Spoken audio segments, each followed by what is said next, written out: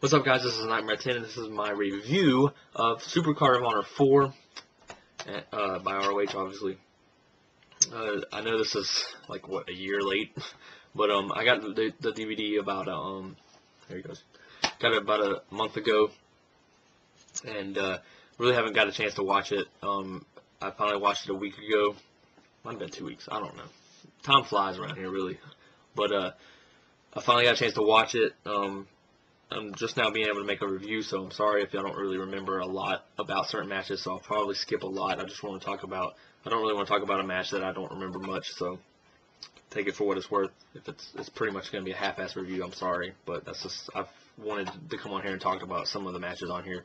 So there you go with that. I'll move on now and quit rambling so I don't take up all your time. I'm going to go right to Chris Hero, Eddie Edwards, and Incognito. Versus Kevin Steen, Jay Briscoe, and Magno. I said that right. The funny thing in this match is when the rope broke. I thought that was pretty funny. It was weird how they didn't want to fix it. Like I guess they felt like that was the worst. That wasn't the best thing to do. I guess they just figured they'd work around it. They did do one little cool spot. I guess you could call it a spot, where, you know, someone was in a submission and they put their leg on that rope and the ref called a rope break. So I thought that was pretty funny. Other than that, I thought this was a fun match. I'm a Chris Hero fan. I would consider him probably one of my favorites in ROH so far from the stuff that I've seen. So there's that. Sorry, I'm trying to fix my camera. I don't think it's straight, but yeah, we'll go with whatever it is.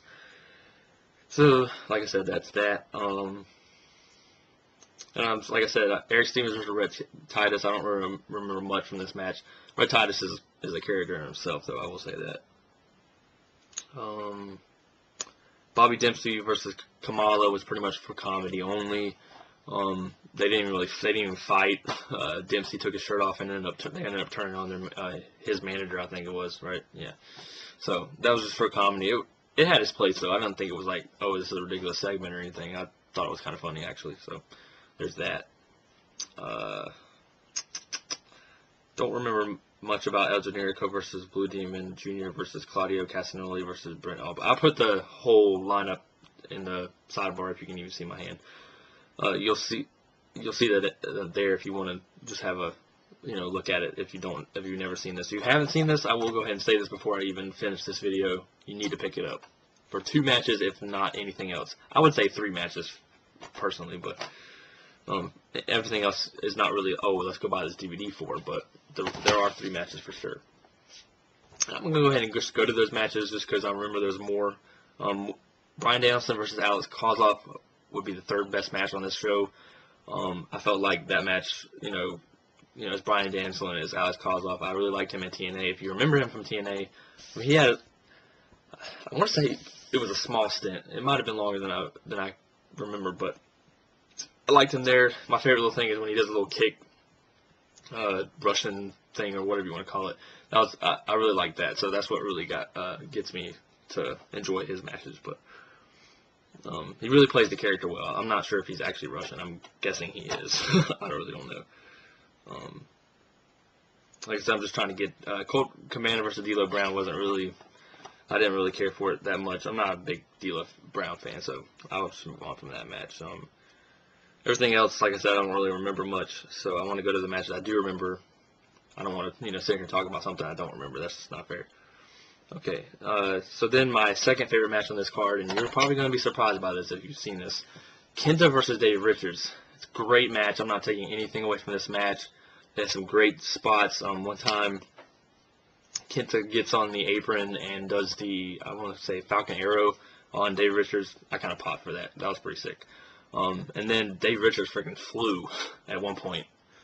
Like, I'm trying to think of what he did. I think he dove through the ropes or whatever. But he, like, flew and completely, I think he might have got KENTA a little bit. But it looked like, at first, I had to rewind it and watch it again. At first, it looked like he completely missed him. But he flew. Like, I don't know how he got back up from that. He could seriously hurt himself. So, props to Davey Richards. That looked gay. Props on Davey Richards for that. Anyways, sorry. That's my throat. Alright. But the reason why this isn't my favorite match, it's not the ending. I need to talk about the ending, but I'll get to that. It's not my favorite match because of the next match. I really love the next match that I'm about to talk about. So that's, if you're wondering why this is not my favorite match on the card, I have a favorite on the card, so that's why. I'm not organized. You guys know this. I'm never organized, so there you go. Which brings something different to the table. So maybe, I don't know. Maybe that's why you're subscribed. You're not just getting drilled. I don't know. Obviously, you know why you're subscribed. I don't know why I'm talking to you about that. But the ending on the DVD, it got cut because obviously they tried to do the, you know, the, I guess you would call it reverse go to sleep. But the way they set up for it, regardless if they botched it, was pretty sick. The way that, you know, you'd have to see it. I can't really describe it. I'm not going to try because I just suck at describing.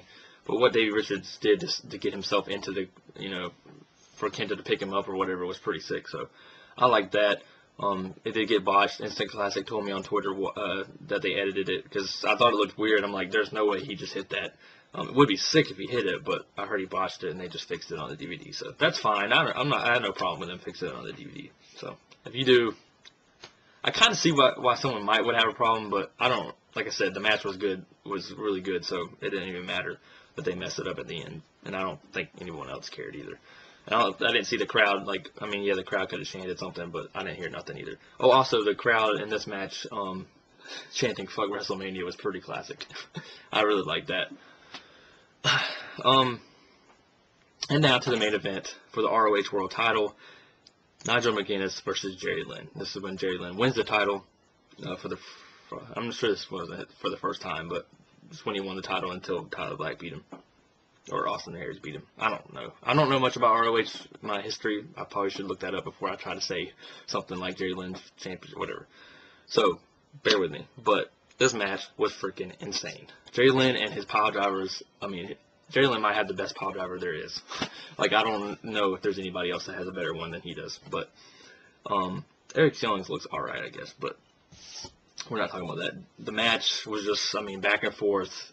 You know, like, it actually made me think, like, this is why I'm a wrestling fan. If a match does that to me, I really feel like that's a great match. If I'm sitting on the edge of my seat, Undertaker, Shawn Michaels is an example for those of you that might not know ROH as well, that they give you guys something to relate to. You know, you're sitting on the edge of your seat, and you're just like, you know, you suspend what you know is going to happen or what you think might happen. You just watch the match, and you're like, wow. Like, honestly, that's all I can say about this match was wow. And I don't know if I'm the only one that feels that way. I'm sure no one thinks this was a bad match. If you do, I'm kind of shocked. But I really like this match. It's my favorite match. Some people will probably like Kenta versus Davey Richards better. I'm sure most people will. But I just had a favoritism towards Nigel McGuinness and Jerry Lynn. They just had me at the edge of my seat. So there's that. I don't want to take much time up for you. Just want to make another quick comment. I did watch Disc 1 of Batista. There's no point in making a video about it. I didn't want to watch Disc 2 or Disc 3 because I really don't care to see his matches. The story was really good on Batista, so if you have Netflix, I suggest to get Disc 1 on Batista. If you happen to want to see his matches, you can get the other two discs. But the story was really good, even though I don't like the fact that they tried to build him up like he worked out a lot in the gym. And we all know, Mr. Batista, you might have worked out a lot, but you did do some roids or something. Like, it's obvious. Maybe I'm the only one that thinks that, but I feel like that DVD tried to force me to think that Batista earned all his strengths, but no, I'm sorry, buddy, you did do something. Anyways, that's understandable, though. I'm sure, you know, WWE was going to cover that up or whatever, but anyways, I'm done. Hope you guys enjoyed my half-assed review of Supercard of Honor 4. Shouldn't even be called a review, more like a thoughts, but I'm done rambling. Take you guys later. Look for the series of Good, Bad on TNA and WWE. I hope to get that up soon. I don't know when it's going to happen, but hey, see ya.